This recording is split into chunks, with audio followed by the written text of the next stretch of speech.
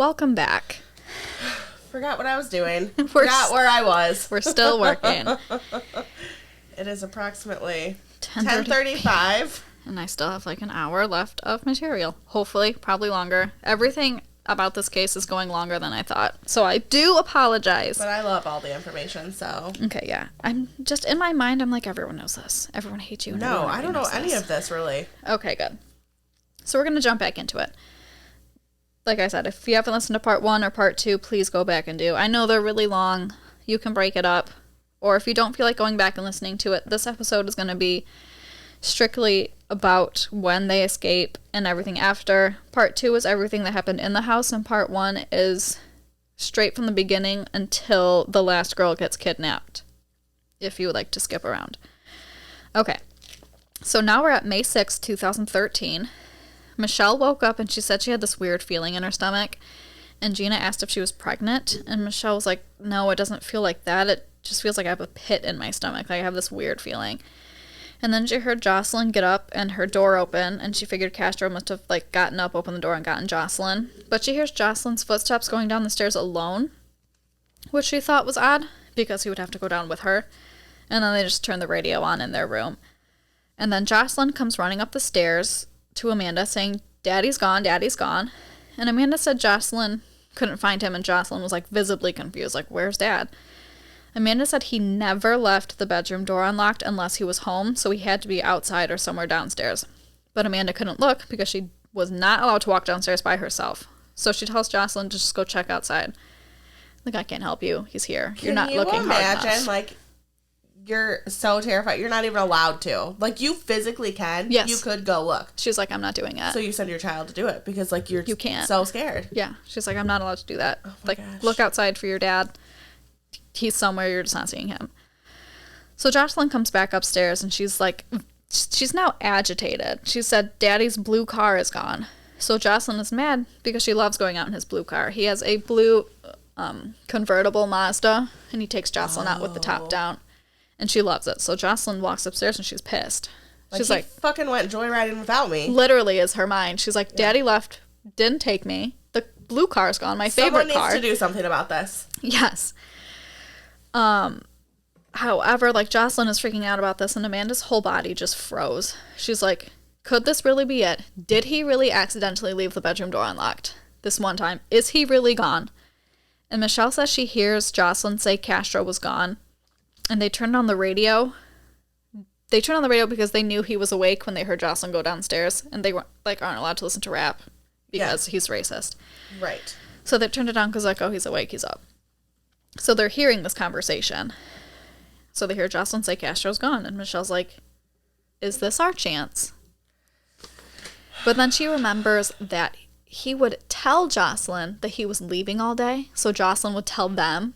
Just to see what they do. Yep, and he'd come right back and be like, what were you trying to do? Mm-hmm. You're thinking about it, weren't you? So Michelle's like, I'm just going to, like, stay here. I'm not falling for that.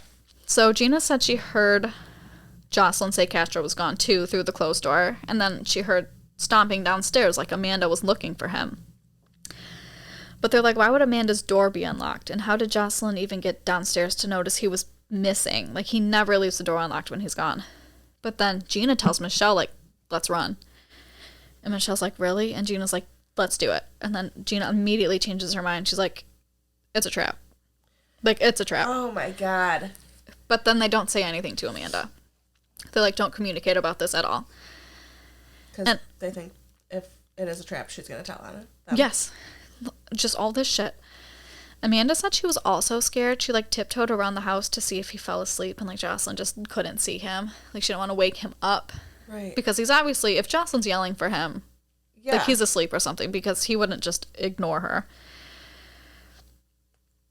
So, she got all her electronics taken away for not talking to him, so she can't imagine what her punishment would be for trying to escape. Correct. And then she notices the radio isn't on, and it's always on when he's gone. But then she's like, I'm thinking too much. Like, I let that opportunity pass in the van 7 years ago, and she's regretted it every day since. Yeah. She's like, I have to try, and I have to do it now because I've wasted all of this time. Like, if he's just out at the store, like, my time is gone. So she decides not to include Gina and Michelle in case she fails and they tell on her, or in case she gets caught. She doesn't want them to get in trouble. Like, if this is going to fail, I'd rather it just be me. Gina said she heard Jocelyn knock on their bedroom door and hear Amanda say, no, leave them alone. And Gina said they didn't hear anything else, but wondered if, like, Amanda was up to something. Like, she would be crazy to try something, but they're like, what is she doing? Amanda said she pulled Jocelyn away from Michelle and Gina's door and tells Jocelyn, stay right here and don't move. I'm going downstairs, but if you hear me yell for you, you come downstairs as fast as you can. And she could tell Jocelyn was nervous because Amanda was never downstairs alone. And she asked I am nervous. I know. My stomach hurts. I was reading this knowing what happens. I don't really know what happens. I'm fucking terrified.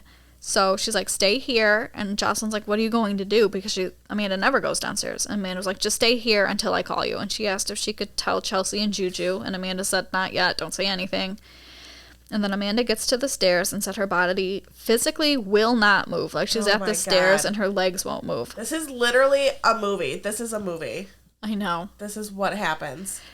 And she said she prayed for her mom for strength, and she just kind of, like, felt a push, and she started to walk down the stairs, like, waiting for him to pop out. Like, she walked slow, like, waiting for him to be like, got ya. What the fuck are you doing? Yeah, but he doesn't. And she sprints across the living room when she gets down at the stairs, and the door is blocked by, like, a swing they sit on. Like, this house is just a mess. So she pushes it just enough to squeeze past it, but not to, like, disrupt the whole look of the living room. And then she sees the alarm rigged on the door. But at this point, she's so close, she's like, fuck it. Like, if the alarm goes off, the alarm goes off. And she turned the knob, like, unhooked the door, and the alarm didn't go off. It's fake. Literally. Nothing happened. Oh, my God. And she doesn't see any more locks on this door. So she just pops the door out, and it opens. And she said in 10 years, she had never seen this door open more than a crack for, like, the mail to slip in. So she starts screaming for Jocelyn. And she pulls the door all the way open, and then she sees a padlocked storm door that she obviously did not know existed because she's never seen the other door open. So she's just banging on this storm door. She's kicking it. She's pushing it. It will not move. And Jocelyn is down there now, and she is freaking out. She's never seen Amanda like this before. Like, Amanda's screaming and crying. And then Jocelyn is screaming for her to stop, and that she just wants her daddy. And then she manages to push the storm door open enough for her arm to fit through. So she's just, like, waving her arm like a crazy person, like, trying to get anyone's attention. Like, terrified that he could come back at any second and see her arm sticking out of the door. Gina said she heard these noises and the banging and Jocelyn screaming. And she just knows that Castro's beating the shit out of Amanda. Like, he must have caught her trying to escape, and he is beating her. Like, Jocelyn is screaming. There are all these noises. And Gina calls out for Amanda, and Amanda doesn't answer. So she tells Michelle, like, Amanda got caught trying to leave, and he's gonna come up here, and he's coming for us now. Michelle said she heard these bangs as well and thought someone was breaking in. Like, it was so loud. They're not in a good neighborhood. Right. It's not outlandish to think someone would be breaking in. Nobody knows how shitty that house actually is. For all a robber knows, it could be filled with a bunch of shit. So she opened her bedroom door to see if it was open. And that's when she hears, like, this loud-ass boom. And she tells Gina to hide. She's like, she's not about to get murdered by a robber after all of this. Oh, my God. Can you fucking imagine? This is just not how she's going. This ain't how I'm going out. Yeah, so she, like, slams the door. She waits. And she said she couldn't hear anything, but then she heard heavy footsteps coming up the stairs. And Michelle said she, like, about shit her pants. This is when Amanda sees a man, and she's screaming, please help me, please help me. And the man just looks confused and scared. They're in this Puerto Rican neighborhood. A lot of these people don't speak English. So he looks terrified, and she's screaming, I'm Amanda Berry, please help me. And an old lady walks over to see what's going on, and Amanda's screaming, please help me. And Jocelyn is behind her screaming that she wants her dad. And the guy was trying to open the door, like he's just trying to open it, not knowing all of this shit that is holding this door back. And Jocelyn's screaming for her dad, and Amanda's like, if your dad comes back, he's gonna kill me. Yeah, that's not who we want right now. Yeah, no. And then another man comes up, a tall black man, to see what's going on, and he asks the old lady what's going on. And the lady is telling him what's going on, but that it wasn't Amanda Berry, because Amanda Berry died. No, she didn't. Yeah, so Amanda's losing her mind. She's like, is nobody really gonna help me? You're all standing here. Like, someone needs to use a phone. God. Someone needs to open the door. So 911. So the black man goes up and tries to open the door, and he's like, man, this thing is locked. And she's just crying and begging, please help me. And she said the man kind of stepped back and he was like looking closely at the door. And then he started kicking the bottom panel because this is like a storm door. So the bottom is like that like metal part. Yes. And then that's when she thinks, she's like, maybe he's right. Like pushing the door's not doing anything, but that's a flimsy piece of aluminum. Yeah, just kick it out. Yeah, so he's telling her like, kick it out, like finish it. And the whole time she's thinking, like, why aren't you, like, you kick it? Yeah. Like, you're the big man here. But whatever. So he's like, go on, mama, go on, kick it out, get out. So she's kicking and, like, kicking the shit out of this door. And she finally smashes it out just enough for her to crawl through. And then she, like, physically pulls Jocelyn out of the door because she's still crying for her dad. And she said at the top of her lungs she was screaming that she needs a phone. And the tall guy says, okay, I have a phone next door. So they run over there, and he goes in the house to get the phone. And she's just, like, looking in there, and it's dark. And she's like, I'm for sure not about to go in this man's house. Absolutely fucking not. Never again. He's, like, taking his sweet old time and said he was calling 911. She's like, I cannot wait for you to call 911. And I'm not going in there to make sure you do it. So she sprints back to the sidewalk immediately. And she said there's, like, just a crowd of people now. And Jocelyn is screaming. So she's just screaming, like, I need a phone. And this lady who she'd never seen before handed her a phone so she could call 911. And I'm going to play the 911 call now. So if 911 calls are triggering to you in any way, any type of 911 call, this isn't terrible, but it is very frustrating to listen to. So if you don't want to listen to that, I think it's like 1 minute and 50 seconds long. And I'm going to play it right now. Cleveland 911, do you need... Hello, please. Help me, I'm Amanda Berry. You need police, fire, or ambulance? I need police. Okay, and what's going on there? I've been kidnapped, and I've been missing for 10 years, and I'm here. I'm free now. Okay, and what's your address? 2207 Seymour Avenue. 2207 Seymour. Looks like you're calling me from 2210. Looks like you're calling me from 2210. I can't hear you. It looks like you were calling me from 2210 Seymour. Yeah, I'm across the street. I'm using the phone. Okay, stay there with those neighbors. Talk to the police when they get there. Okay. Thank you. Okay, talk to the police when they get there. Okay. Hello? Yeah, talk to the police when they get there. Okay, I'm going right now. We're going to send them as soon as we get a car open. No, I need them now before we get back. All right, we're sending them, okay? Okay, I mean, like, Who's the guy? Who's the guy you're? Who's the guy who went out? His name is Ariel Castro. All right, how old is he? He's like 52. All right, and I'm Amanda Berry. I've been on the news for the last 10 years. Okay, I got that here. I already. And you said what was his name again? Ariel Castro. And is he white, black, or Hispanic? He's Hispanic. What's he wearing? I don't know because he's not here right now. That's when he why I got away. when he left, what was he wearing? Sweetheart, it's a pity. What? Right, the police are on the way. Talk to them when they get there. Okay? Okay. I told you they're on the way. Talk to them when they get there, okay? All right, okay. Thank you. Bye. Oh my God. I have goosebumps. The worst part of that is hearing Jocelyn in the back saying, I miss my daddy. I was wondering if you could hear her screaming. Oh my God. The whole time. Screaming. Oh my God. I really have goosebumps. If that man told her one more time, like, talk to the police when they get there. Excuse me, sir. Do you not understand what I am saying? Yeah. The Cleveland police actually reprimanded that dispatcher who handled Amanda's 911 call. He was cited for not staying on the line until the police got there. Yeah. Stay on the line the whole time. His supervisor also said that he could have demonstrated more empathy and been more compassionate in his dealing with Miss Berry. She just told you she's been kidnapped for 10 years. Do you not watch the news? And you just don't. Okay, we'll talk to the police when they get there. What do you mean? What? Even if this is such a specific job, if you can't handle it, you shouldn't do it. That's why I don't do it. Absolutely not. At the very least, it should have been the exact opposite. You should have completely lost your professionalism. Like, Amanda fucking Berry? You're Amanda Berry. Where are you? Exactly. Oh, it looks like you're calling from this. Well, yeah, I'm across fucking street. I was kidnapped. You think I'm calling from the home I was kidnapped at Oh for my 10 years? God. You think after 10 years I could use the house phone that whole time? No. Yeah. What the hell? Yeah, good. I'm glad he should have got fucking fired and arrested for being a fucking douche. It's so frustrating. And she's so panicked. She's like, no, And I need them he right did now. nothing for her. Nothing. No, like, no reassurance, nothing to try to calm her. Nope. Oh my God, Jocelyn in the background. That was Screaming. terrible. She said like 3 minutes passed before the cops get there, which is good because it sounded like he was in no hurry. He's like, we're sending out when we get another car. Yeah. She's like, you should get another car right the fuck now. But again, 10 years, buddy. Yeah. So like only 3 minutes passed before the first cop gets there. And before the car even stops moving, she's sprinting at it, screaming that she's Amanda Berry. And they ask her if anyone else is inside. And she's like, there are 2 more girls in that house. And she said that he looked shocked. And Can you imagine?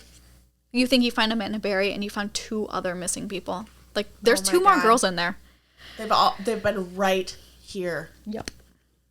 So, they go in the house and Amanda's like, wait, can you please put us like in your car or something? Like, she's terrified he's gonna come steal her again. And by now the street is full of people. Oh yeah. And it's full of cops. So she's like, as soon as she gets in the back of a car, she's like, this is it. Yeah. Like, This is you cannot get to me. Oh my God, I have goosebumps. This whole story was worth it for this moment. Oh my God. Gina said they heard the sirens, but they always heard sirens, so they didn't think anything of it. And then they hear footsteps on the stairs, and that's where I left off with Michelle. And Michelle is like, they're terrified. They think he's coming for her. Yeah. Like, Amanda tried to escape, she didn't, and now you're coming to get us. Beat the shit out of all of you. Yeah. So they were terrified. They knew they weren't strong enough to keep him off of them.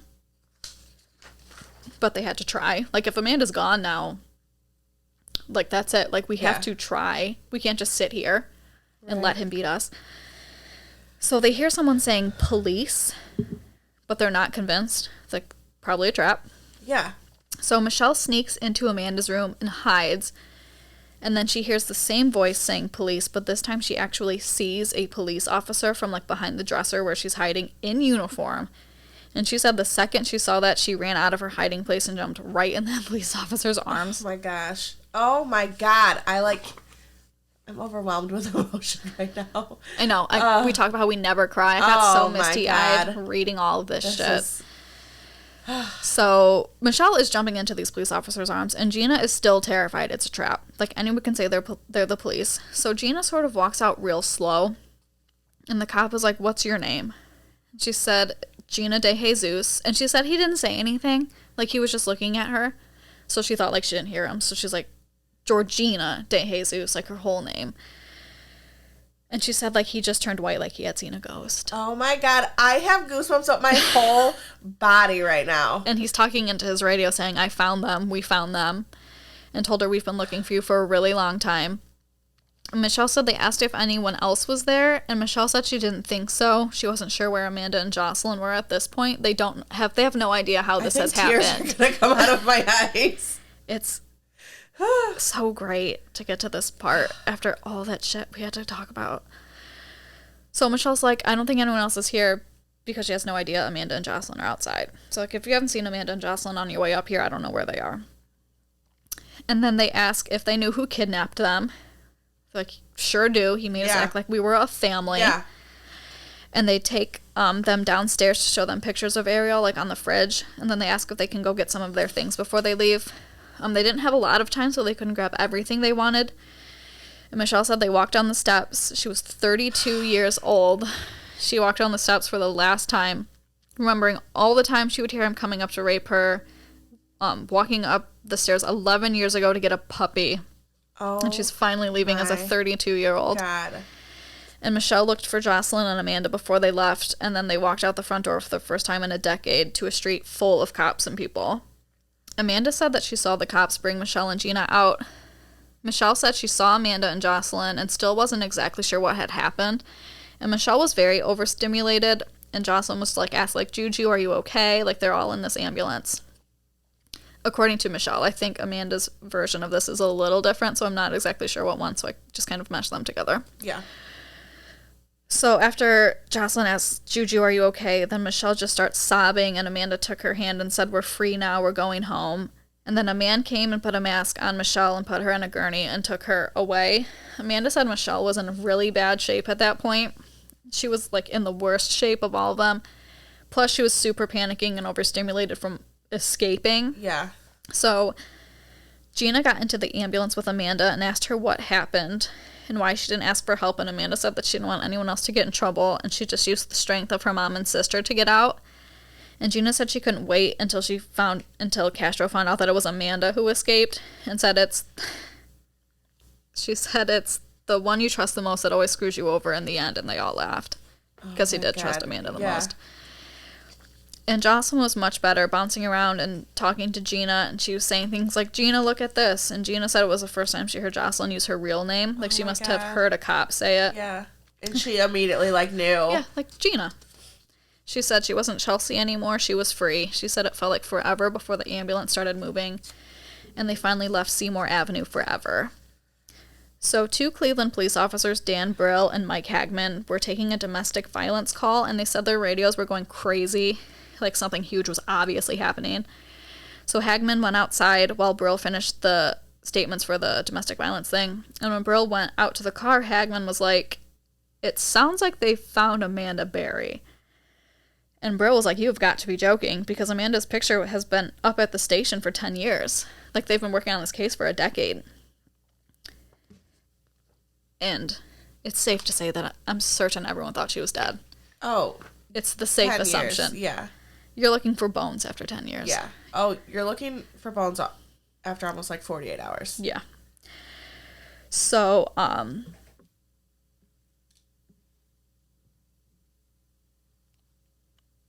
like the whole time when they imagine finding Amanda, they imagine finding Amanda's body, and like telling her family that they found Amanda's body.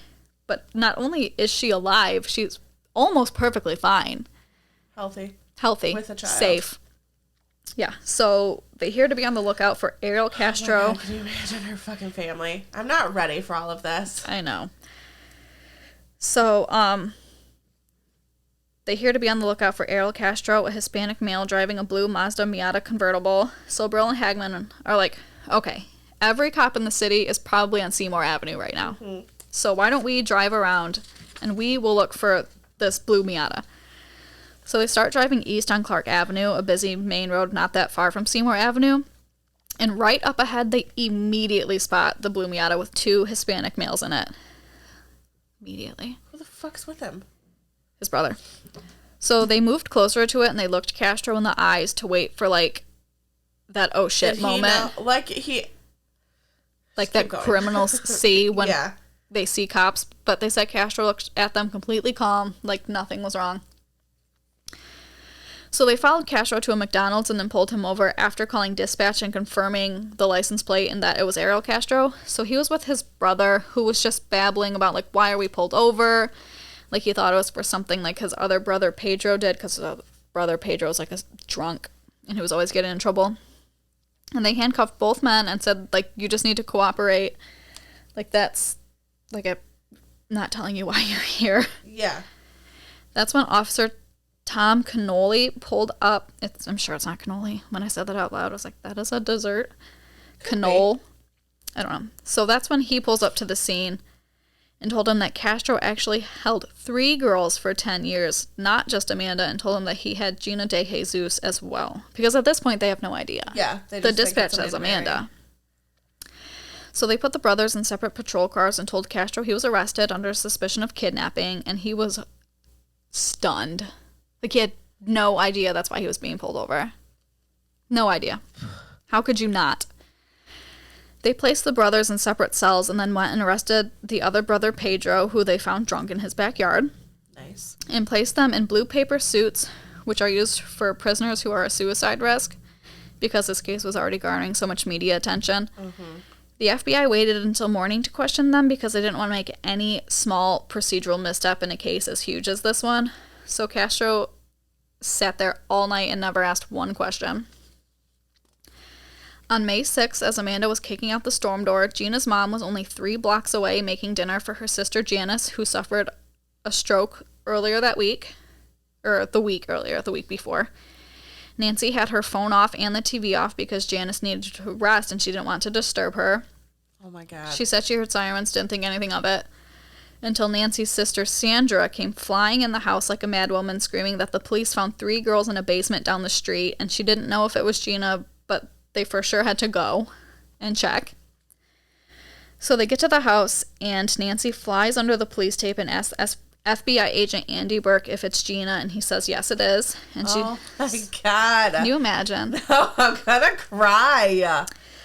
So she starts screaming, oh my God, and then she said that they said there was a baby. Is it hers? And he says no, which is a genuine concern at that point. Yeah. Your 14-year-old daughter, and now you have a granddaughter. But no.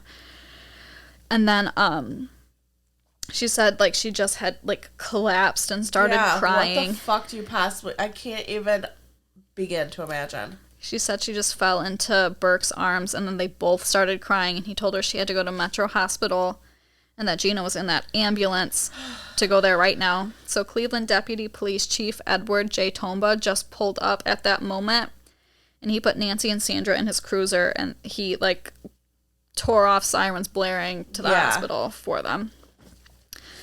Gina said when they arrived to the hospital, they wheeled Michelle in, and her and Amanda and Jocelyn all walked in. And Gina said there were so many times she wanted to go to hospital when she was in that house, but now that she's at a hospital, she, like, just wants to go outside. Yeah. They put Gina, Amanda, and Michelle in a trauma room together, so it's, like, all glass so they can see the nurse's station, but they're separated by, like, curtains. Right. That's when Gina hears her mom yelling for her in the hallway, and they don't know what to say. Like, they're just hugging, and her mom is, like, checking her out and smiling and crying, and then her dad and her sister Mayra come, and they're all hugging, and they can, like, see the police out of, like, the windows. Like, she said there must have been, like, 100 police at the hospital. And she said, like, some of them pop in and say hi, and some are crying, and she said, like, some are literally, like, sobbing on the floor. Gina asks if her mom still makes mashed potatoes, fried chicken, and corn, and her mom is like, we can do that tonight. Oh my You God. are home. And then Gina says she wants to go to the mall, and her mom's like, we can do that tomorrow. Oh my God. Never leaving the home. Oh my God. I have real tears in my eyeballs. It's just crazy. It's literally a miracle.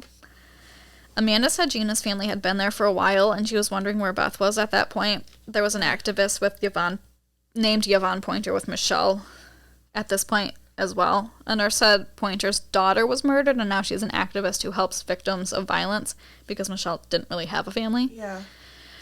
So she said, like, they poked and pulled at Amanda, and they checked Jocelyn's DNA, and, like, a nurse brought them food. And, like, when they're getting their food is when she sees Beth. And Beth is with her Aunt Teresa and her cousin Melissa.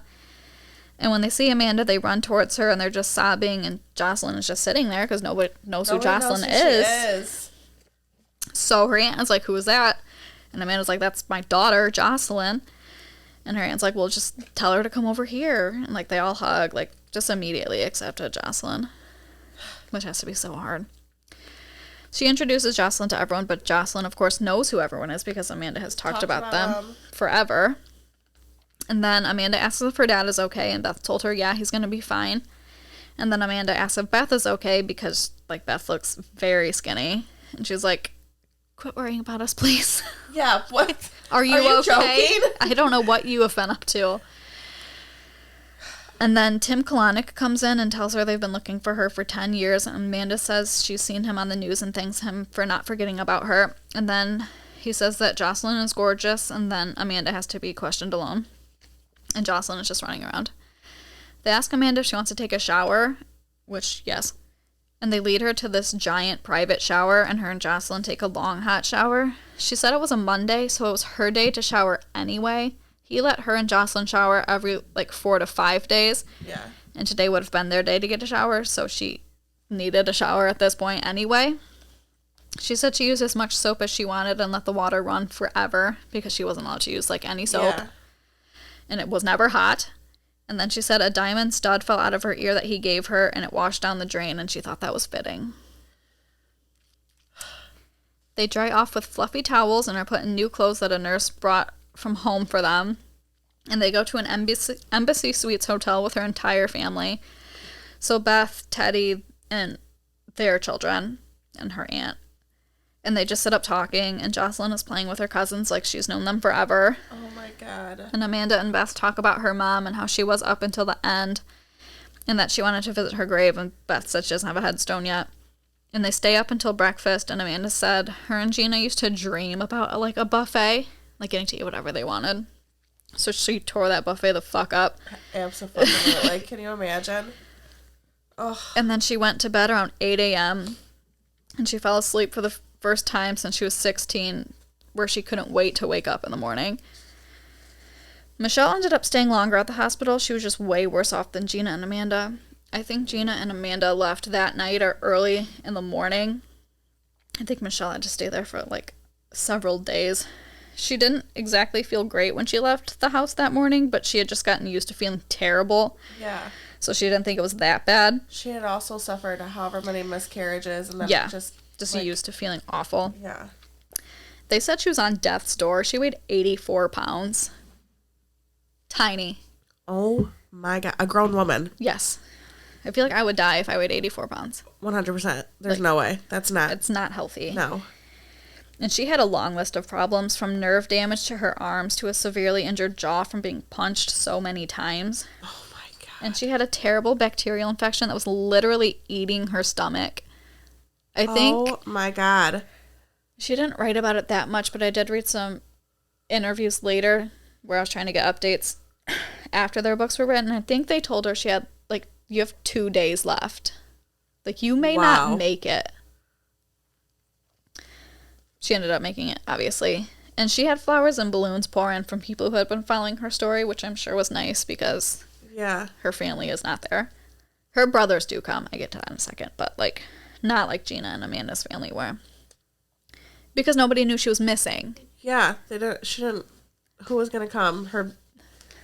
I think, like, I think they put in a missing persons report for her after a couple days. But, I mean, she just lost her son. In the way her family was. They just assumed she ran away again. So nobody knew she was missing. Right. Or had a problem. Not that they assumed she was dead, but they assumed she was just living somewhere else. She's left. Yes, no. So, she got her lawyers and talked to the FBI and told them everything. She said she talked to the FBI for hours. And they also had her diaries and Gina's diaries they must have taken from the home when they raided it. She said she didn't remember many dates, but she remembers, like, everything that has happened. And that's when her twin brothers come and visited her in the hospital. She said it was a very emotional reunion. Like, so emotional, she just wasn't ready to talk. Yeah. And then after her brother left, she said she didn't want any more visitors, like, even if it was family.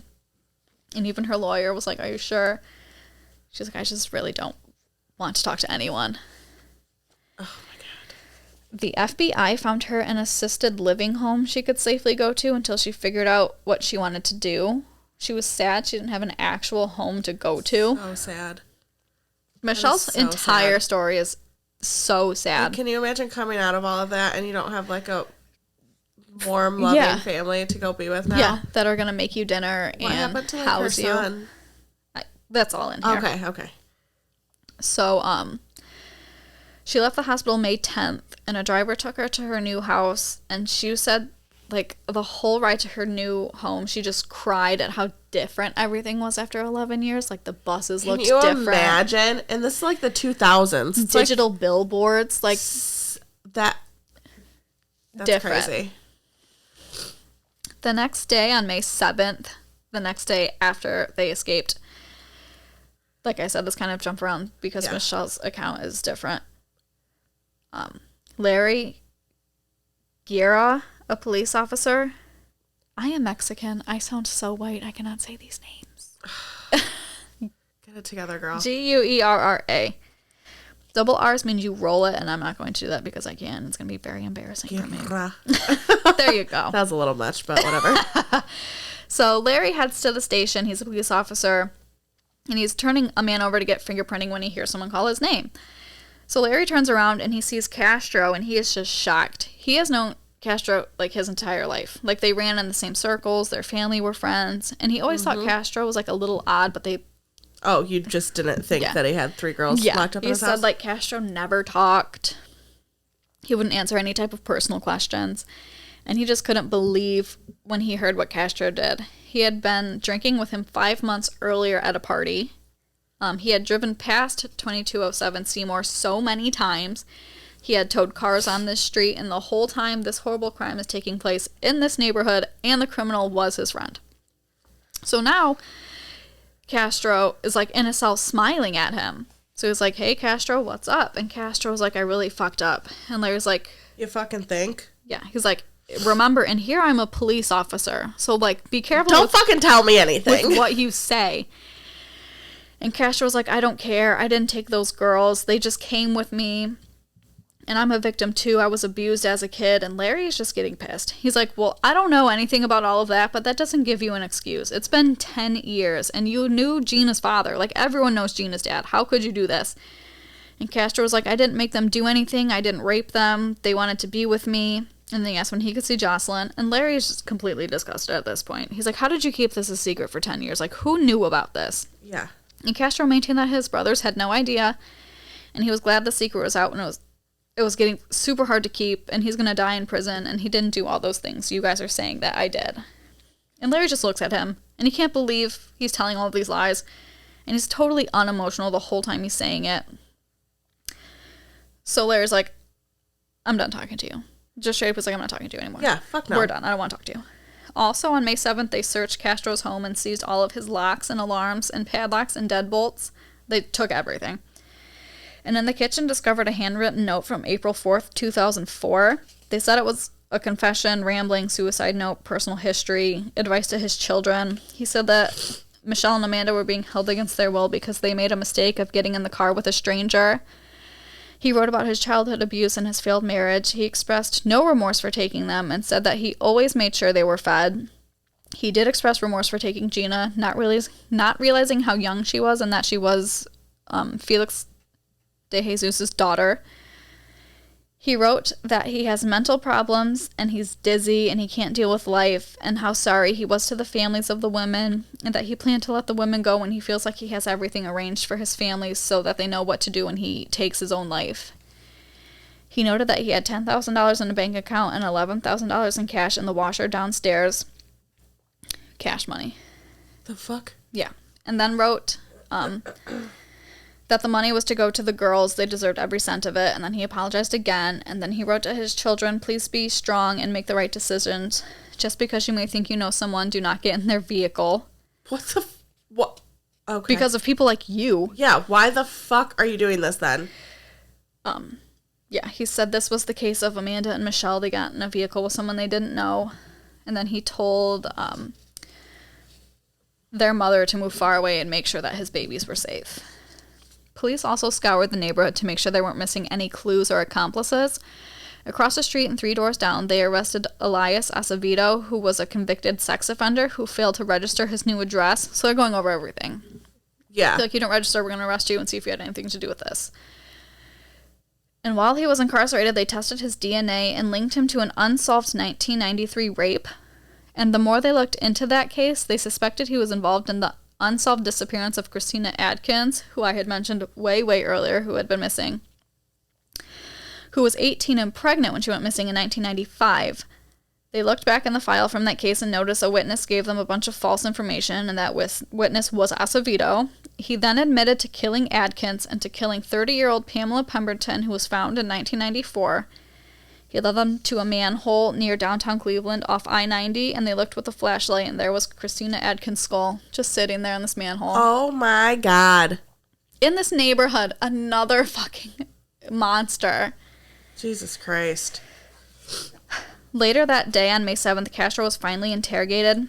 Dave Jacobs, who was assigned to the FBI Violent Crimes Task Force, and Andy Harasimachuk, a Cleveland sex crime detective, were assigned to interrogate him. Castro was immediately like, ask me anything, and then asked how Jocelyn was, and they assured him Jocelyn was fine. And he kept talking about what a miracle that she was and how much he missed her, and he's glad that she has her freedom. I hate him. And then he started giving information about his family, his job, his late wife Nilda, and just delivered these facts like matter-of-factly, like no emotion, just saying what it was. But he kept crying about Jocelyn. Jacobs asked him to describe the day he took Michelle, He said he offered her a ride home and he couldn't remember what year it was, and then just talked about how screwed up he was and nobody in their right mind would do this. He described chaining up Michelle and asked if he had sex with her, and Castro said that was the whole intention of me taking her. Like, of course I did. Like, duh, what do you think? Yeah, and that he was cold-blooded, and that he just wants to tell the truth, and maybe this information could help other children and women. He said he didn't know Amanda before he took her, but he was attracted to her. He was dropping off Arlene and turned around and went and got Amanda. He said he tricked her because she thought his daughter was still in the car, and that he did call Amanda's mom and said Amanda was his wife now.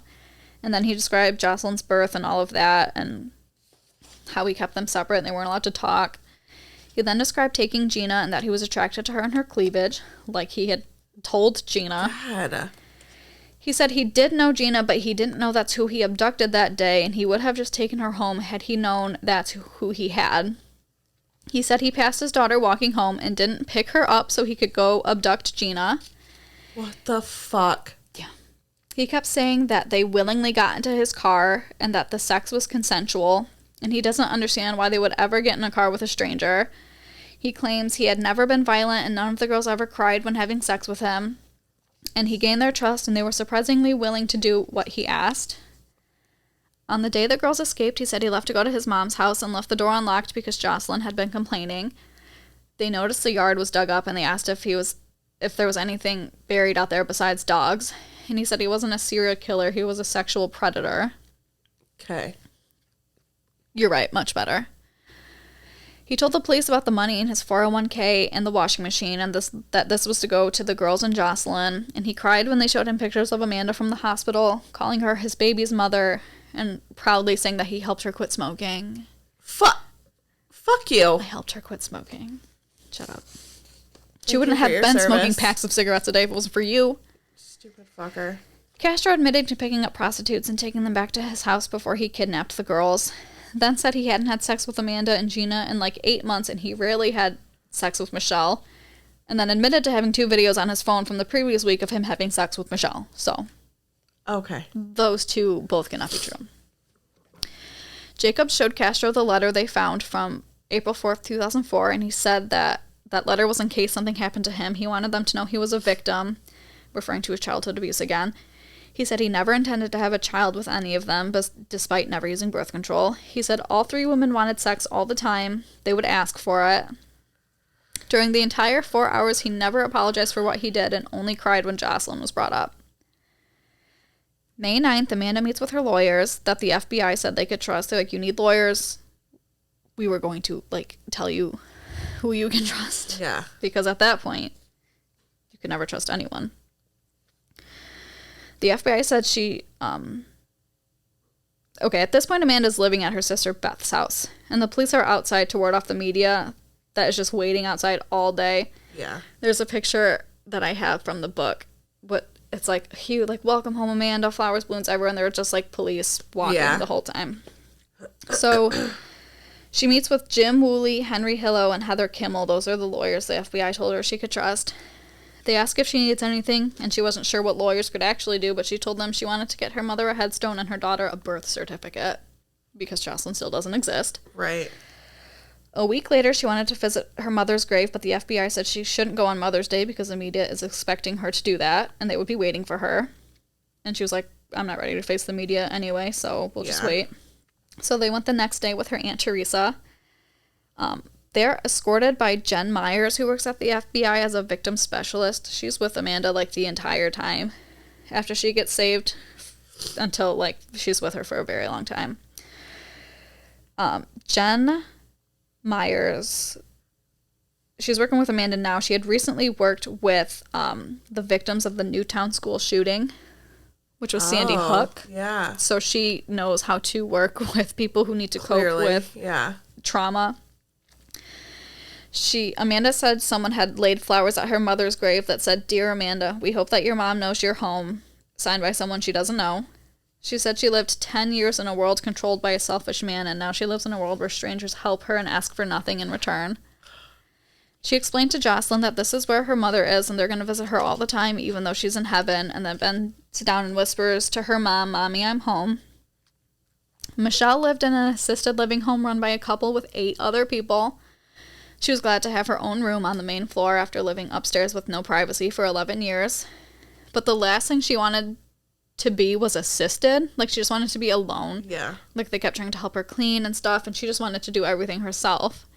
And it was mostly older people who lived there, like 70 to 80 years old, and like maybe one other person close to Michelle's age. Michelle said she was finally able to watch the news, and she had no idea that it was like a global story. Like, she had no idea this was everywhere. And this is also how she learned that Amanda was the one who escaped and kicked out the door with the help of the neighbor men. Their names are Charles and Angel. She said she'll probably never know all the details of what happened because she wasn't there and she didn't really get to talk to Amanda after this escape. Like, they would meet up to film segments together, but it was just so busy they hardly ever got to talk like that. Before the trial, Michelle said she thought he wanted to get caught, like he lost his job. He was talking about the end a lot. And like just a couple weeks before this, he asked his son Anthony if he thought Amanda Berry was still alive, like out of the blue. Like, you think Amanda Berry is still alive?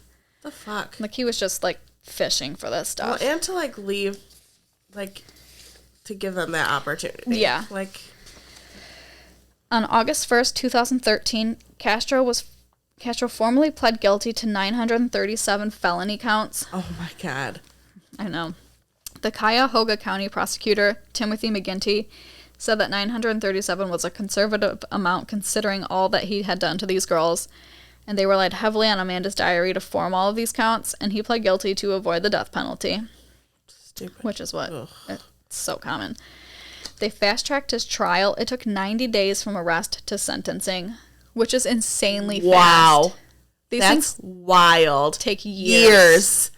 90 days. They were like, we're not 3 fucking months. with this anymore. Wow. How amazing is that? Thank God. You know, you'll love to see the justice system doing the damn thing every once in a while. Really, it doesn't do much often. No. But this is God. great. Castro agreed to life in prison plus 1,000 years, a sentence that was meant to convey to the community's disgust at his crimes and to discourage copycats. Which, Sick fuckers out there, so. all that was left was for the judge to accept the sentence.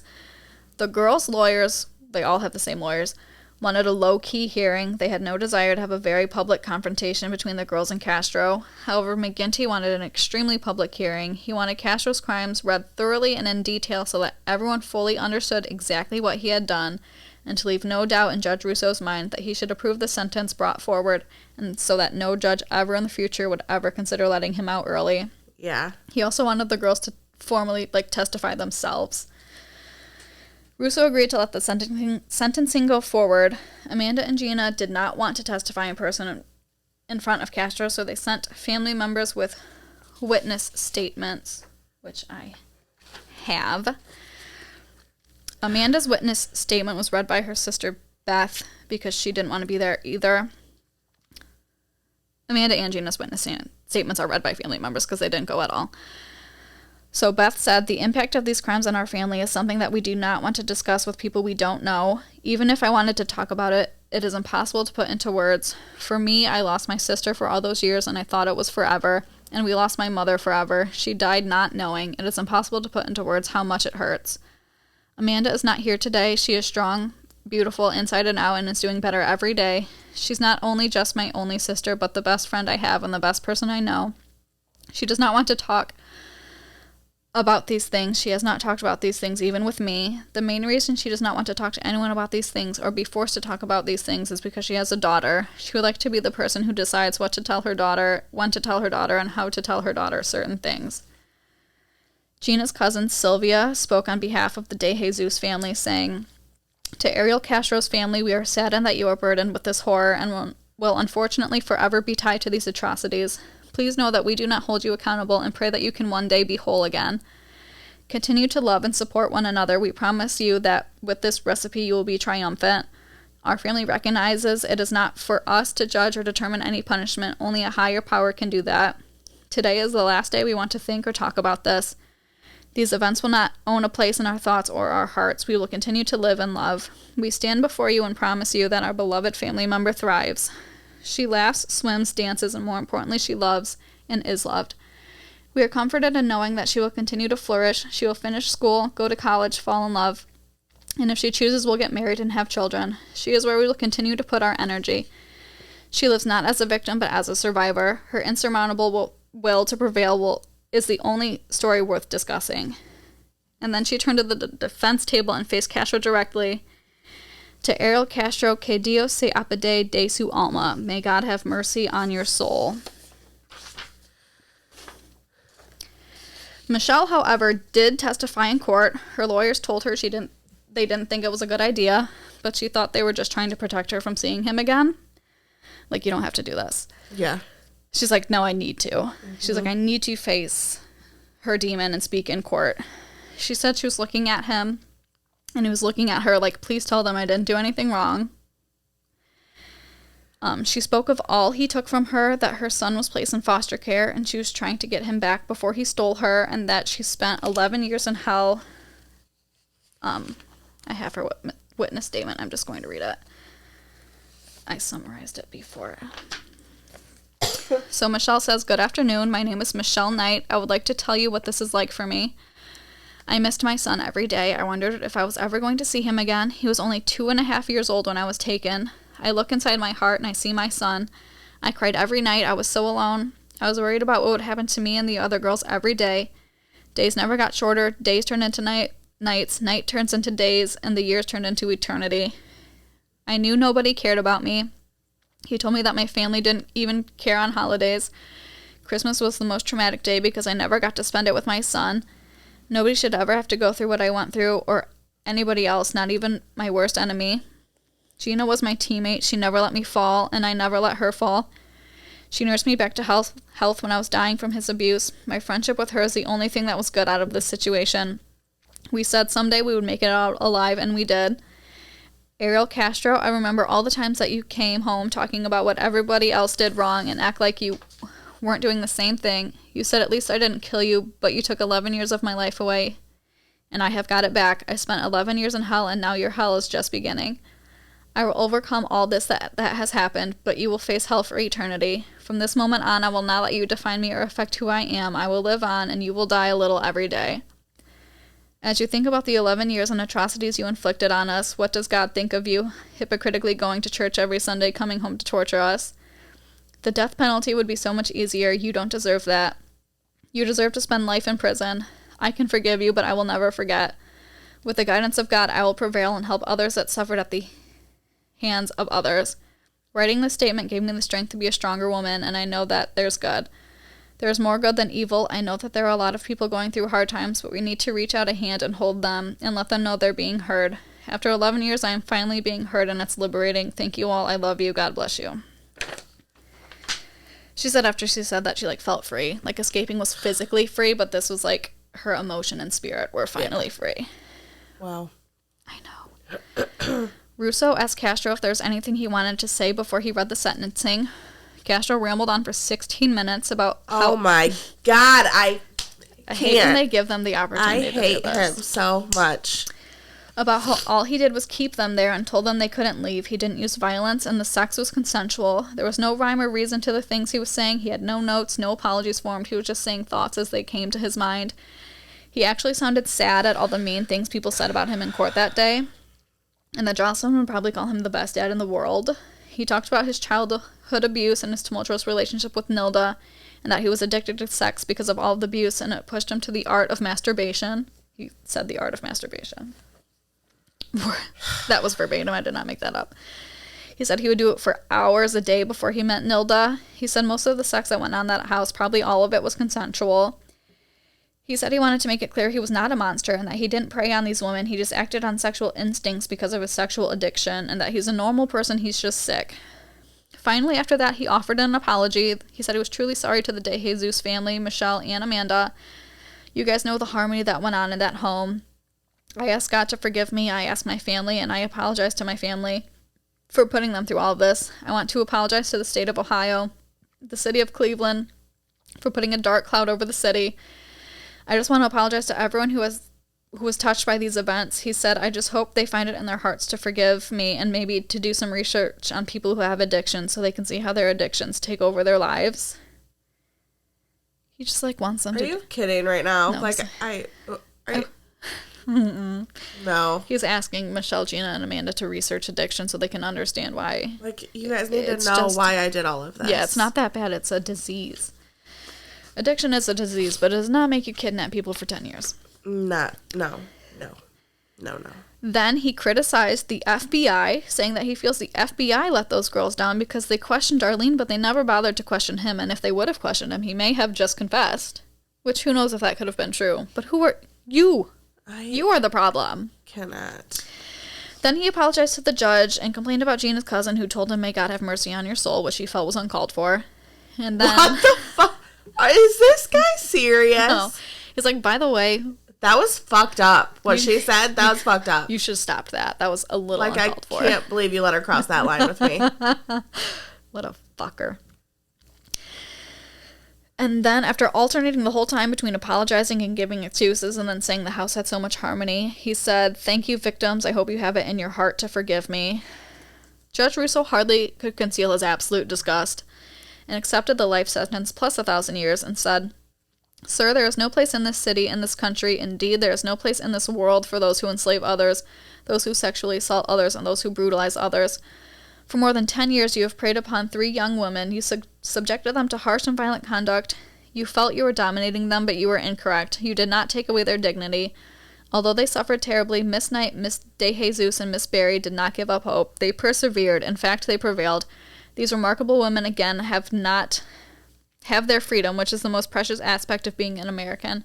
Mr. Castro, you have forfeited that right. You now become a number with the Department of Rehabilitation and Correction. You will be confined for the remainder of your days. You are hereby transported to the Lorraine Correctional Institute. Now, for Miss Knight, Miss DeJesus, and Miss Barry, as well as your young daughter, we celebrate your futures. We acknowledge the faithfulness of your families, your friends, and all others in this community who so fervently believed you were alive.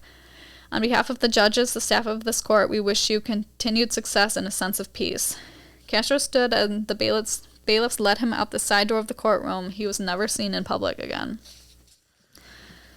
Amanda watched the sentencing at home with Jen Myers from the FBI. She was glad she didn't go. She didn't want to give him the satisfaction of seeing her, and also it would have been too hard to not cry. She was disgusted at the lies that everything was harmonious in that house. I feel like if I were her or like any of them there, I would have to yell out. But like I couldn't sit there and let you say this shit. No, it's like, you have got to stop. Yeah, someone just shoot him. He said probably all of the sex was consensual. What the fuck is wrong with him? Then she got a text from her lawyer when she was hearing all of these lies, saying that her mother's headstone was finished and it was laid at her grave today. She commended her mother's impeccable timing again, first for giving her strength to escape, and second for shining a light on a day he was being sentenced. Gina watched at home as well, rolling her eyes at his lies. She was glad she didn't go. It was pointless to talk to him or listen to him. He was delusional. She wanted to scream that nobody cares what you have to say. You're not going to convince anyone you're not a monster. Maybe you weren't a monster every day, but you were most definitely a monster. You put me in prison. Now it's your turn. The house was set to be demolished on August 7th. The Cleveland officials wanted this done as quickly as possible so it didn't become a creepy attraction. Yeah. Which is a thing. Yes, it is. Castro agreed to forfeit it on July 29th, but cried actual physical tears because it was a perfectly good house and it didn't need to be destroyed. Which, first of all, grow up. Second From what I hear, it wasn't a perfectly good house. It was not a perfectly good home. The police took every shred of evidence from the home and then built a scale model of the home that cost more to build than the actual value of the real home. Mm-hmm. Probably because they need to do more investigating, but the house needs to be gone. Yeah. They're like, we can scale this down and we'll do it all from here, but that house needs to be gone. So the electric company cut the power for them, and then a contractor agreed to demolish it for free. Wow. I know, how nice. Everyone's like, get that fucking thing out of here. We'll do it. Before that, on August 5th, Angie Castro was allowed in under FBI supervision to collect any belongings she wanted. She said walking through that home was awful. There were wires and holes and locks everywhere. She couldn't believe her father was responsible. She was horrified at the idea of Amanda giving birth in that room and raising a baby in those small 4 walls. She was just there a few months ago to help Castro set up a Facebook page downstairs, and the girls were upstairs the entire time. She wished so badly that she would have heard something so she could have saved them. After this, she cut her father off completely, never visiting him in jail. He was so manipulative, she didn't want to give him the opportunity to try and convince her that it wasn't what it seemed like. Mm-hmm. Amanda watched the demolition at home. Jen Myers had offered to take her or just drive her by, but she said Seymour Avenue was the last place she wanted to be right now. McGinty said that the cash Castro left was going to be used to demolish the house, but the contractor offered to do it for free as a public service, and Amanda, Gina, and Michelle all denied the money, not wanting anything from him. Mm-hmm. Gina also watched from her family friend's house. Janet Garcia, that's where she watched it with her parents. Her mom offered to drive her by and hide her in the car, but she said she didn't want to feel captive again, locked in this car. Her Aunt Peggy went to the demolition and she climbed in the crane and smashed out the second-story bedroom Gina was held in. Gina could hear cheering when the house was being demolished, but nobody was cheering louder than her. Michelle went to the demolition. They asked if she was sure she wanted to go, and she said yes. Michelle handed out balloons to everyone to release in honor of the hundreds of missing children to give them hope if they're watching this right now. She left right before they demolished her room so she wouldn't be bombarded by the media. Castro had told the county jail he was in before sentencing that he was suicidal, but during his interview with Lorraine Correctional Institute after his sentencing, he said he lied about being suicidal because he didn't want to be put in general population, and he has plenty of reasons to live. The medical officials said, though he appeared quite narcissistic, he doesn't show evidence of mood, anxiety, or thought disorders, but still recommended he be placed on suicide watch and keep him segregated to keep him safe from himself and other inmates. On August 5th, he was transferred to a correctional reception center near Columbus. That's usually where the inmates from the bottom half of the state go to be like, whatever. Sorted. Yeah, but they made an exception to get him as far away from Cleveland as they could. They then ordered a more in-depth mental health examination because of the infamy of the case. He described himself as a happy person and told them he was upset that people had been shouting at him. The doctors found him oblivious to the realities of his future situation and placed him on low risk of suicide now, but to be monitored closely because that could change when he realizes the gravity of the situation once prison life sets in, challenging his sense of entitlement and fragile grandiosity. They diagnosed him as having a narcissistic personality disorder with antisocial features. He was to be in a cell alone and always have a guard with him for recreation, medical appointments, or any time he left his cell, he had a guard with him. He had to be checked on every 30 minutes. He was on the second floor, the last cell in the hallway. He had 2 windows, a Bible, a pen, paper, and a desk. He couldn't see anyone. Nobody could see him from where he was. He started complaining immediately. Guards described him as demanding and pompous. He would be naked in his cell all the time, having to be told several times to put clothes on when female guards are around. He complained about the food in his journal. He didn't actually have a journal. They were just notes. Saying he often flushed it down the toilet. His pants had to be held up by guards when they were moving him because he lost so much weight. He swore someone was tampering with his food. He made several entries saying he was getting frustrated and he won't take this treatment much longer. His cell is filled. Really? What are you going to do? He said, I will not stand for this. Let me talk to your manager. His cell is filthy. He asks for supplies to clean it and nothing gets done. His mother visits him once and he never makes a phone call even though he's allowed. On September 3rd, 2013, a supervisor went to collect his underwear to be washed and noticed his pants falling down and left a note for the next shift about the laundry. At 1:30, he went to a meeting with prison officials to discuss being placed in protective control, an even higher level of segregation and security. He was asking for that change himself because of the high-profile nature of his crimes, and he seemed happy that this move would move him back closer to his family. Like this higher security was at a prison closer to Cleveland. The prison officials recommended that the warden just grant Castro's request to be moved. At 5:29, he got dinner and refused to eat it, saying there was definitely something wrong with it.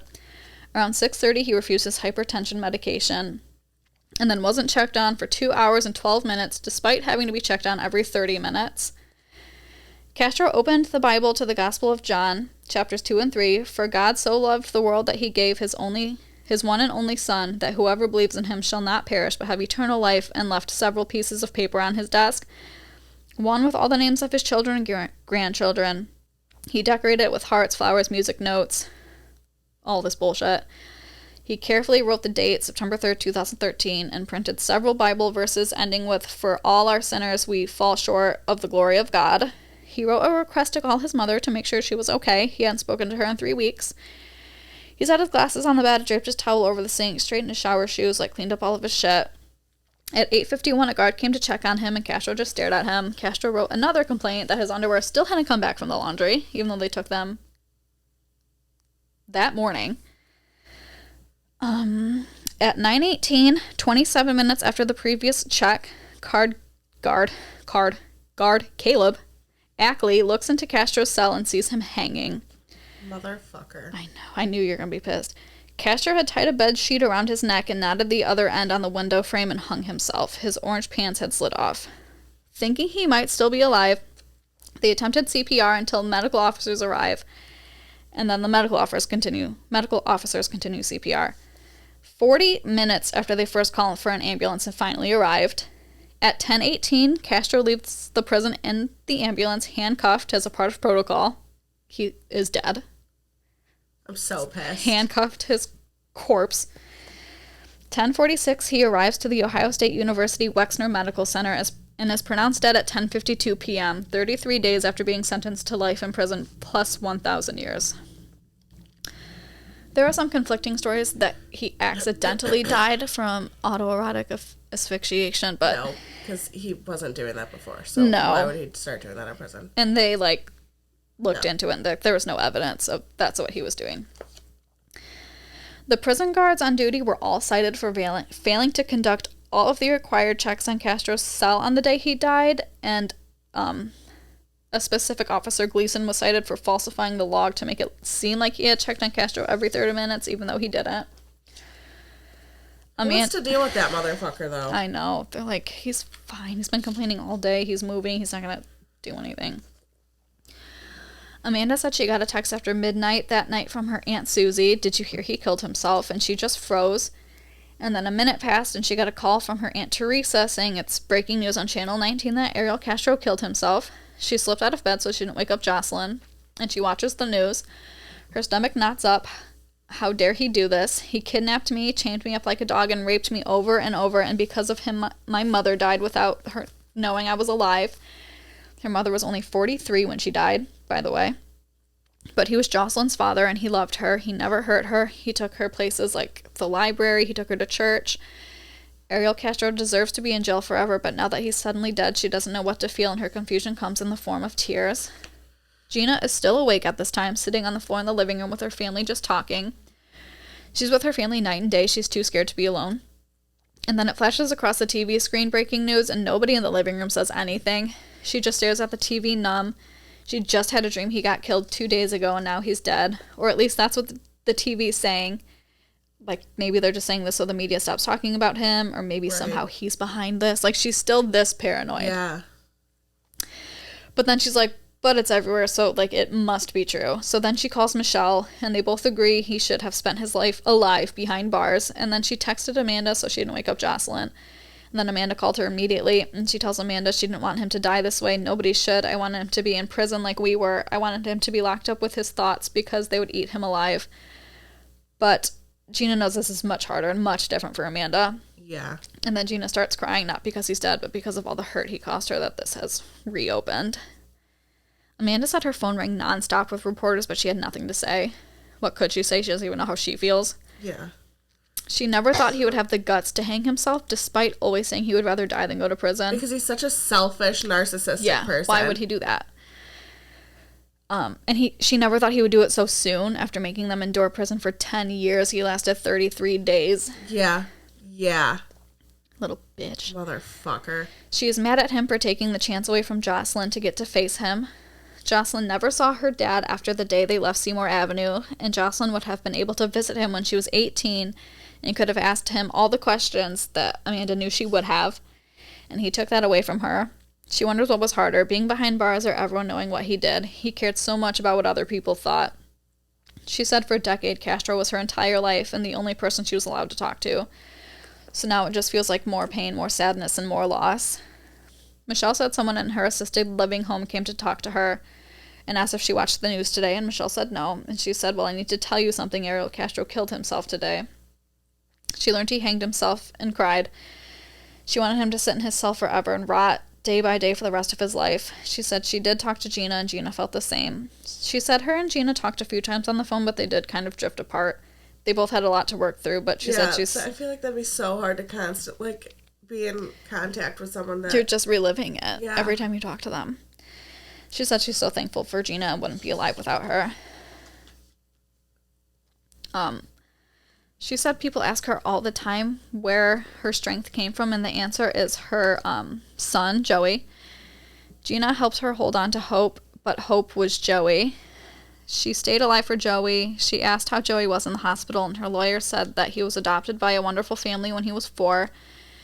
And she was grateful he was in good hands, but asked if she would ever see him again, and her lawyer said, I don't know. We have to figure that out.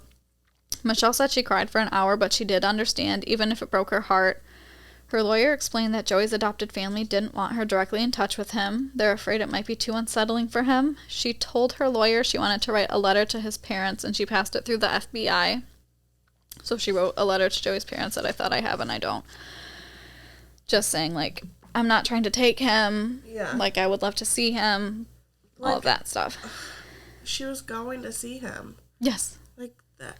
He wasn't taken away until she went missing. He was taken away because she was missing. Yeah.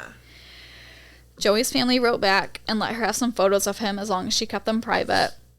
And she cried immediately. She said he looked just like her and he loved baseball just like her. At the time of writing her book in 2014, she doesn't know if she'll ever see him again. And she misses him more than we can imagine, but she doesn't want to interrupt his life. He has a new family and he's in a good environment. She doesn't want to rip him from his life just to be a part of hers. She said sometimes you have to care enough about people the way they need you to care about them. So she had to love Joey enough to let him go. God, that's sad. Michelle's entire life is terrible. Oh my God. Halloween in 2013, Amanda takes Jocelyn trick-or-treating and dresses her up as a strawberry shortcake character. And she can't help but feel she's doing something wrong, taking Jocelyn outside. Like, she's still not used to being allowed outside.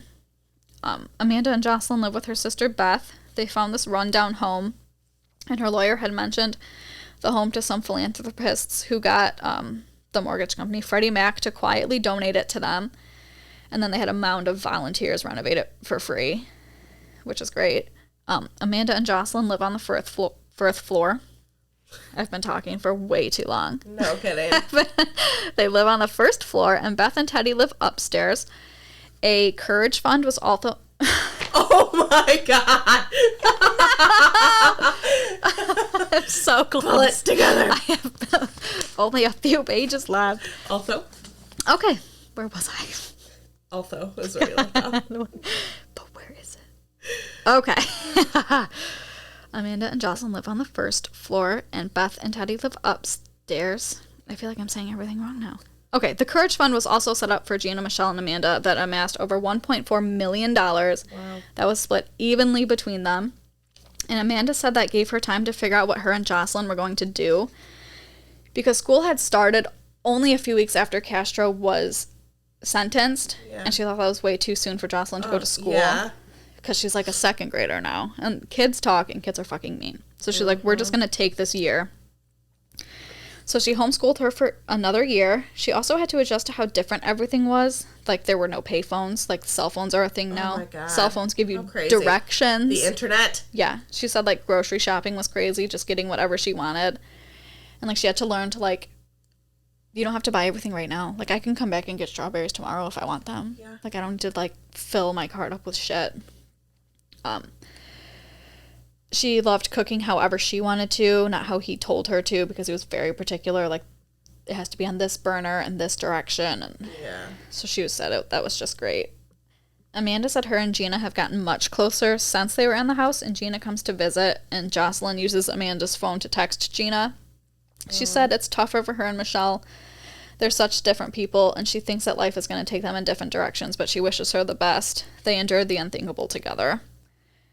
She's trying to let Jocelyn do more and go outside and go to her friend's house, but she still worries. She still watches Jocelyn the whole time she's outside, like she's sitting on the couch just watching her. Yeah. How could you not? I don't know. You know the things that can happen. Yeah. She said she still hardly sleeps. Seymour Avenue was like a scary movie that plays over and over in her head. And since he killed himself, her and Jocelyn will never get closure. She said she was out with Teddy, and Teddy was, like, just joking around to call her a dumbass. And she said it felt like she had been hit by a train. He used to call her a dumbass, and she said to never call her that again. Like, she just kind of freaked out, and she felt bad, but it was like... Don't fucking say that. Please do not do that. She said it's hard to go out because people recognize her, and she doesn't know what to say. Like, she knows they mean well, but she doesn't know what to do. Yeah. She's obvious. They're all seeing a counselor, obviously, at this point. Yeah. Around Thanksgiving in 2013, Michelle moved into her very own apartment. She called it her House of Hope. She painted the walls a light green because it makes her feel like she's outside after being inside for 11 years. She said she doesn't think she'll ever get tired of looking outside. She loves waking up and picking what to do. She makes her own coffee, and she can read a book if she wants. She did a lot of painting around this time. She spent Christmas with some new friends she made. And she gives thanks to God for that Christmas and hopes everyone's lives are filled with joy, and she prays Joey is doing well. People ask her if she wants another child, but she is not physically able to have any more children because of the damage she caused to her. Oh my God. She said, but you don't need to be a biological parent to offer love to a child, and that there are so many children who need love. So she's going to work on doing things like that. Michelle also talked about how different the world was as well. She said someone gave her an iPhone, and that was like the craziest, like, she had no idea how to use it. Yeah. You go from, like, T9 to a full computer in your hands. She spends her Saturdays out dancing because she used to love dancing. And then on Sundays, she goes to church. She still wants to find the church she went to when she was homeless, but she has no idea where that's at. Mm-hmm. And near the end of 2013, she got to fulfill a lifelong dream and go to Disneyland. She also got to go on Dr. Phil with her lawyer. And she said she had no idea about flying laws. Like, she had all these liquids. Because she was... Oh, yeah. She was taken early. Mm-hmm. So right around this time. She had all these liquids, and the lady is, like, annoyed with her. Michelle's like, I had no idea. And the lady was like, this has been a federal law for 10 years. And her lawyer was like, well, you don't know where the fuck she's been the last 10 years. Yeah, so... Shut up. Just throw the Listerine away. Quit fucking bothering me. And she said one day she wants to open a restaurant. So she had been taking culinary classes. That whole time. Good for her. She said the hardest part was her family. She still has no idea if her dad is even alive anymore. Like, he never popped up. Her mother started telling stories about her after she escaped and, like, just telling lies about her childhood. See, that's what you would expect. Them just coming out of the woodwork with some bullshit. Yeah. So, she's just not ready to reconnect with her mother, and she's not blaming her mother for anything. She knows now that you just do what you have to do to get by, and maybe that's what her mom was doing, but she's not ready for that relationship, which is also why she hasn't reconnected with her cousins or anything, because she doesn't want that to open up the relationship with her mother like her mom think everything's fine. So she has kept her distance from everyone. Gina meets with a tutor in December of 2013 to try and finish high school and get a diploma, which is hard because she was in the 7th grade when she was kidnapped. Oh my God. Like, all those years. Yeah. She said in 2013 she was 23 at the time. It would have just been easier for her to just get a job and move on, but her mother, like, no. No. She said she doesn't cry that much anymore. She says Amanda cries all the time, but she doesn't want to dwell on it, and she wants to fill her mind with happy moments. She said it was hard to let go of the Gina she was before. She just is not the innocent, happy-go-lucky girl she used to be, and that's something she has to come to terms with. And she has to figure out her future now as who she is now. She thinks she can help other victims because of what she endured. With her money from the Courage Fund, they were able to build an addition onto her house so she could have privacy. She also bought a car to drive when she gets her license, so she can drive over to Amanda's. She also got a license plate holder that says "Yield to the Princess," and she thinks it's the funniest thing in the world when her dad drives her car with this princess license plate. It's like these little simple things. Yeah. She appreciates things like toothbrushes and new glasses, like things she would have taken for granted forever. Yeah. She spends a lot of time with her mom. They're very close, but it is hard for her mom to not treat her like a 14-year-old. Like, sit up, go to bed. Yeah. She's like, I'm an adult now. Like, beyond an adult now. Yeah. Gina said she's still very jumpy at this time. Like, the sound of the front door opening will make her jump. And her niece ran at her with scissors, and she had to ask her to please not do that because he used to cut their hair off. Right. She had a dog for a couple months on Seymour Avenue before they escaped. When he was arrested, he had the dog with him, and it went to the animal shelter, and Gina saw it on TV and asked her lawyer if she could get the dog, and her lawyer went and got the dog for her. So she has the dog that she had when she was there. She said she didn't keep anything else from Seymour Avenue. She's just trying to adjust to life now with Twitter and cell phone, like Amanda and Michelle. Like, I don't even know what this is. She asked for God's forgiveness for doubting him. She also said a prayer for Nilda. He would tell them that it was Nilda's fault that he kidnapped them, and for a while she hated Nilda, but it wasn't her fault, and at the time Gina just wanted to hate anyone. Right. That year, she went to the night out against crime that her parents went to every year since she was missing to hand out her missing posters. On May 5th, 2014, Amanda and Gina were on the guest list at the White House.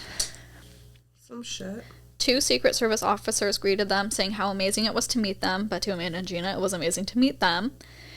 They were in D.C. to accept the Hope Award from the National Center for Missing and Exploited Children. The Hope Award is handed out every year to someone who inspires hope for missing children. The award dinner was the next day on May 6th, the 1-year anniversary of their escape. Gina took her parents and Amanda took her sister and cousins, and their lawyers went with them, who are like family to them now. They ran into Obama's dog, Bo. They got to pet Bo. And then when they were getting ready to leave, someone tells them Vice President Biden would like to meet them and ask if they could come back tomorrow before the dinner. So they go back the next day before the dinner. And now they go to the West Wing where, like, everything business is. Like, it's not touristy. It's very busy. Right. They got to peek at the Oval Office. Amanda went to go to the bathroom, and when she came back, she was face-to-face with Barack Obama, who was talking to Gina and Beth. Obama said he heard they were coming to meet with the vice president and wanted to make sure he came by to say hi and wanted to tell them how proud he was of them and that it was an honor to meet them, and then asked them for a picture, which has to be insane. They meet with Biden, and he's telling them how proud he is of them and tells them how his wife and daughter were killed in a car accident, and he just kind of quit. He didn't have the courage to deal with it. He didn't have the strength to confront it like Gina and Amanda did. And they're all crying, and Amanda thinks that if he can get over something like this, so can she. He was 29 when his wife and daughter were killed, and she's 28 now, and she has a whole new lease on life. And Biden was right. After what she's been through, she can face anything. They talk for 45 minutes before they have to go, but Biden treats them to lunch in the White House dining area. They say that, like, it's called the mess hall. Mm-hmm. They said it was anything but. Well, yes. Crystalware. They said, like, the butter had the presidential seal, like, everything. Oh, my God. She said they were drinking bubbly water of, like, crystal glasses after, like, this time last year they were not even showered. Gina said the ballroom at the Ritz-Carlton where they were accepting their award at was huge and gorgeous. There were 500 people there. They went on to speak last after John Walsh. I don't know if you know this about John Walsh, the host of America's Most Wanted. His son was murdered. I did not know that, no. I'm going to do that one. There's a whole... His son was kidnapped at a department store, I think, and then found dead, like, down the street. So now, if you work at, like, a big chain, and the library does it, it's called Code Adam, because his son was Adam Walsh who got murdered. It's, like, a whole step of things now. Like, he got this whole law made. So that's why he does all of this stuff. Right. So they got to speak after John Walsh, and Amanda says it was really special to be there with Gina and their families, and it means more than she'll ever know. She says she wants to thank the center for everything they've done and continue to do, not just for them, but for all of the missing kids and their families. And if she could say one thing, it would be not to give up hope because miracles happen. And Gina says, always believe in hope, even though sometimes it's hard to believe in hope. Just pray to God, and God will give you that hope. Everyone stood and applauded, and Amanda smiled at Gina. Michelle was not there.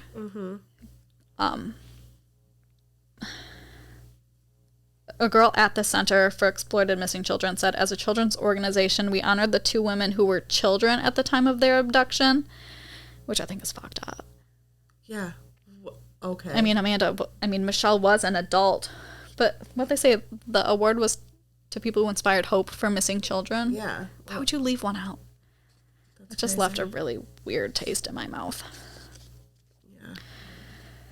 In 2015, Amanda said Jocelyn attends regular school and she loves it. She still worries what other kids will say to her. She didn't want a stranger to tell her their version of what they think happened. She did tell Jocelyn that her dad died, but not much else, and Jocelyn didn't really ask. Before her first day of 2nd grade, Amanda told Jocelyn that her daddy had a mental illness that caused him to do bad things. She said, some people are sick in their stomach, but Daddy was sick in his mind, and that's why he took me away from my family. And for a while, nobody knew if I was alive or not, so that's why people are so happy to see me. And she told Jocelyn that her dad loved her very much, and Jocelyn's response was to just tell Amanda that everything was okay. Amanda is friends with Jocelyn's teachers, and they hang out sometimes. And Jocelyn has best friends now, so Amanda gets to hang out with, like, their moms. So she has, like, her friends are from, like, Jocelyn. Yeah.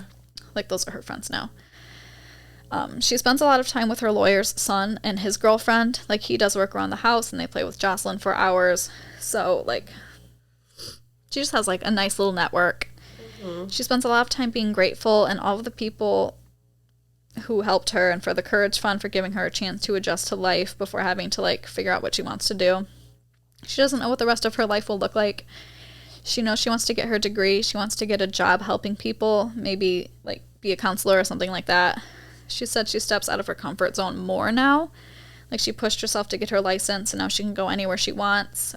She wants to go to New York and see the Macy's Day Parade. Like, she used to dream about that on Seymour Avenue, but, like, she can do that now. Right. Like, it's no longer a dream. Actually do that. Yes. Gina got her first job working at a restaurant. She's a hostess, and she loves it. She loves her boss, and she loves working. Gina also moved her family out of their old house and into a house in the suburbs of Cleveland. The new house has 2 entrances, so Gina basically lives in, like, an in-law suite. Like, she has her own house at the house. Dream. The dream. And then her parents and siblings and nieces all live together, and they live on the other side. She loves having her own bathroom and bedroom. Before she got kidnapped, 7 people shared 1 bathroom, and now they have 3 bathrooms. People ask her about men, and she says she loves her dad and brother, but she's focusing on getting her degree and working. She used to blame everyone for what happened to her, but now she knows it was just Castro's fault. Like, it's not her fault. It's not Arlene's fault for leaving her. It's not Nilda's fault. Everyone was trying to find her the whole time. But she said enough about him. She wants to focus on the future. She wants to travel. She wants to skydive and bungee jump, and she wants to see the pyramids and go to Puerto Rico. She never would have thought about doing these things before she was kidnapped, but now she just wants to live life to the fullest and do things that make her feel alive. And she knows she can go back to her cozy new house after all of that, where she can pray to God to keep her family safe and find peace. Michelle says people expect her to hate Castro forever, and she does, but she's trying to move on. She's not saying he deserved freedom, but she deserves freedom from him, and she can't do that if she's hanging on to all of that bitterness. Forgiveness is the only way she can reclaim her own life. Now I just have a couple updates. So Michelle Knight got married in 2016 to Miguel Rodriguez, who she says is the love of my life, my other half. He showed me that life doesn't have to be horrible and you don't have to be alone. She got married on May 6th, 2016, 3 years after her escape. She also legally changed her name to Lily Rose Lee because she wanted a new beginning to her journey of life. Yeah. I should have said that the first one and I forgot. I don't want to dead name her, but I was telling her story when she was Michelle. Mm-hmm. And they still call her Michelle when she was Michelle. Like, Michelle wrote this book in 2014, and she wrote another book under her birth name, Michelle Knight. So all of the information I have is as Michelle Knight. Yeah. Lee is now in the process of starting her own nonprofit called Lily's Ray of Hope to support victims of child abuse, domestic violence, and human trafficking, which I will link. Everybody in life that goes through a tragedy that has been in the dark for so long needs to see the sunrise, she said. Just show the people that have harmed us that they don't control us. In 2018, she told the U.S. morning show Today that Joey's adoptive parents have decided not to have direct contact with her. However, they have sent her photos of him and keep her informed about his life. For now, Michelle remained hopeful. Lily remained hopeful that things might change in the future and she can once again see her son. I said, you know what? I'm going to let him be, and when he's ready to come see me, I'll be willing and waiting with open arms, she said. There's not a lot about Gina. In early 2018, she became an ambassador for the Northwest Ohio Amber Alert. Later that year, she and her cousin Sylvia announced that they were founding the Cleveland Family Center for Missing Children and Adults. The organization focuses on serving the families of missing people. The center helps them make flyers and acts as like a conduit between media and police and checks up on families to make sure like they're eating, sleeping, and taking care of themselves while all this is happening. She said, our space is located on West 25th and Seymour, right where I was held captive for 9 years, right on the corner, because I wanted to bring something positive to the street. Dejesus said, if I can be on that street, then anybody else can be on that street too. As for Amanda, since 2017, Amanda has hosted a segment on Fox 8 News Cleveland about missing persons, and I think she still does it today. And you can watch, she's on the news like every night talking about missing persons. Wow. In a 2018 interview with Fox 8 News Cleveland, Barry cannot say enough good things about the young woman her daughter has become. She's so kind-hearted, she loves animals, she's outgoing, she's a little sassy. I think she gets that from me. I'm just so proud of how much she's grown as a person. She's very caring, and lots of kids her age are not like that. There are a million possibilities, and if she wants to do all 1 million of them, she can, said Barry in a 2016 interview. Who reported that Jocelyn Barry entered first grade reading a level ahead of her classmates. I think she's very, very private about Jocelyn. Well, and I wasn't about to go digging for it. Yeah. Jocelyn is like 16 now. It's so crazy. It's not crazy. Wow. We're done. We are done. Thank you for sticking around for all 3 parts, if you did. If not, I don't blame you. It was a lot to do it. I can't imagine listening. But to get through all that and then the happy ending. I know. I needed that. Yeah, we couldn't end on 2 and do 3 later. No. We needed it now. No, I needed that. I can go to sleep soundly. I mean, I could have looked it up, but... You would have. It's not the same. You don't get the effect. Same. Oh, my gosh. Okay. That is wild. We will see you Friday with a short episode. Yeah. Nothing like what we have made you sit through this past week and a half. But again, thank you so much. And if you like these long, in-depth ones, let me know. Yeah. We can do more. I love reading books. And if you don't like them, please let me know, and I will stop reading all of these books and doing all of this work. Yeah. Let us know. Yeah. But, like, it's not like I have to go look anything up. You just gave it all to me. You know? There are probably more current things. There are probably... There's, like, more current photos that I don't think I'm going to use. I just think after being like that for so long, you want the utmost privacy. Any kind of privacy they can get, yeah. So the pictures will probably be lacking, but you can look it up yourself if you want. I would love to talk more about, like, anything, our normal outro business, but... Yeah. It's midnight. Yeah, and I have to wake up in 6 hours. Okay, so, thanks again for listening to all 3 parts. Let us know what you think. You can find us on Facebook and Instagram at AlmostPod. You can email us at almostpod@gmail.com. If you were on the Patreon and listened to all 3 parts right away, thank you so much for doing so. I hope you enjoyed your whole day. Yeah, your entire day. If you're on Apple Podcasts, please make sure you give us a 5-star rating, write us a review, like, subscribe, share, all of that business. And we love you. Thank you so much. We love you. Goodbye. Bye.